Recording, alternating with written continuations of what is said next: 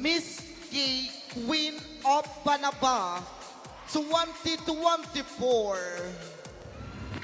with an average score of 92.88%. Barangay Banaba, your first ever Miss Gay Queen for this year 2024 is no other than candidate number.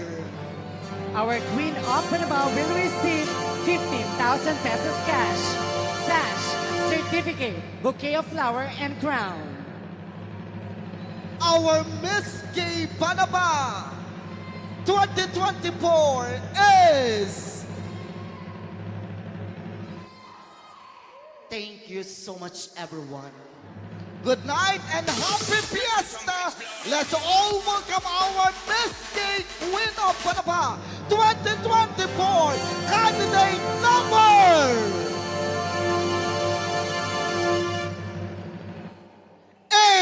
Matrika Matmat Santino. Pra você, vem cá pra mim. Congratulations to all our winners and congratulations also to non-winning.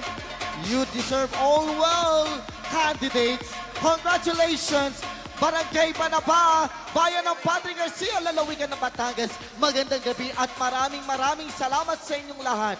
Kami nagsasabi sa inyo ng congratulations at see you on the next competition sa ating susunod na mga palabas. Magandang gabi sa inyong lahat. Ako po si Konsehal Brian Padilla. Ako po si Sir Leo Alaresma. Na nagsasabi na ang maraming salamat po. Magandang gabi, Barangay Banaba. Happy Fiesta! Happy birthday! Summer later. Bisaya si Inday. Waray. Good evening, Miss Tony Fowler. Good evening. Dito pa kayo sa Yeah. center? Thank you. Kumusta ka naman po? Actually, after 2 months sa Bahayatos, 2 months talaga, lagi ako pagparte dito sa may Padre Garcia. Yes. Ay, gustong-gusto ko lang sumali kasi okay at patas ang flow. Oh, thank you so much. Ha? Thank you for the compliment. Yes, may share lang natin. Last December 2023, Barangay Kawungan, sumali din si Nay Matmat doon sa bukid. Yes. December 8. That was December 8, 2023 Hindi last ako year. yun. Okay. Sorry ha, wala lang kami na-provide na bowl. Okay. Pick one. That's Okay. okay. Do we have a Official question na po ito. no timer? Madam Matmat, Do we have timer? wala po tayong timer. Yes, wala tayong time. Free po na mag-answer. Final question and answer. No top 3. From 5, tatawagin na natin ang crown, first runner-up, And second runner-up. Candidate number 8, your question is, what inspired you to participate in the Miss Gay Queen of Banaba pageant? And what do you hope to achieve through this experience? Once again, what inspired you to participate in the Miss Gay Queen of Banaba pageant? And what do you hope to achieve through this experience? Sorry. The hardest question is definitely something very personal and very simple. But then again, as what the question have said, what inspired me to join and what do I expect in joining Miss Banaba? I'd like to be realistic. People might say that, kontisera yan, ayan, sali na naman siya ng sali. But then again, what is the fact about this?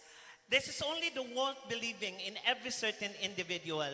Ang isa sa dahilan kung bakit ako sumasali, mapabarangay, mapa-TV, mapa-national or international pa man yan, gaya ng sinabi ko, kaya gusto kong sumali at umuo ako kaagad joining Miss Gay Queen of Banaba, number 1, Padre Garcia, Batangas, has its integrity of record of being fair, and square in terms of gay beauty pageant.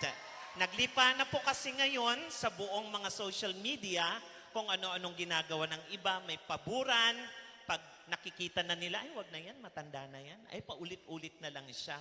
It's too hard and it's too unfair because everybody took their effort. And when we took that effort, that comes from the question itself, what do you want to get from the Queen Banaba? I know it's just a certain few people who are watching right now, but there are a lot via trans fans who is watching all over the Philippines. Dalawa ang contest ngayon. Isang malakihang contest na sinalihan ko din at nanalo ako with all humility doon sa Davao, yung Sinag ng Digos. Pero sure ako, mas maraming nanonood ngayon dahil kakaiba din ang mga naisalang dito. I was just surprised for 2 months. I have seen these beautiful young ladies watching all over. And over again, I'd like to say, the main reason also why I keep on joining, I am a happy person. But the inspiration that I'd like to give to everyone is that, tandaan nyo ha, walang sino man ang babali kung ano ang kagustuhan ng itang tao. Passion should not be defined by anyone else. Dero-diretso, kahit 50 anyos na ako ngayong September 20, magbe-birthday ako, dead ma ako, basta't hindi ako nagsusugal, hindi ako nag-addict, at ipinapakita ko sa mas nakakabata na ang tunay na reyna, dapat hanggang sa totoong buhay, ihemplo ka ng lahat. And to information of everybody, if everyone would like still to hear, dahil sa contest na ito, marahil ang iba alam nito, 8 of my younger brothers and sisters graduated in college because of me joining this pageant. Inspiring, but then again, remain to be humble. Kasi lilipas yan, yung katawan na yan lalaki, yung mukhang yan kukulubot. Pero kahit kailanman, may isang kandidata na patuloy na lumalaban dito sa Barangay Banaba na inyong patimpalak ang hindi makakalimutan.